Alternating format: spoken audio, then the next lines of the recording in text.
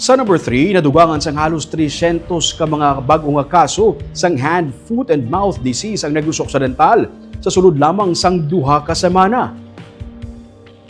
Sa datos ng Provincial Health Office humalin January tubtub July 12 ukon sa Morbidity Week 28, nagdangat sa 1,111 ang reported HFMD cases sa Negros Occidental. Sa week 16, ang kadamuon sang HFMD cases yara sa 828. Nagapabilin ang Bago City nga may pinakamadamo nga kaso, 319. Paray ng abiso sa PHO nga hindi magkalipat sang hand washing. Ilabi na ang madasig nga paglaptas sang HFMD paagi sa close contact.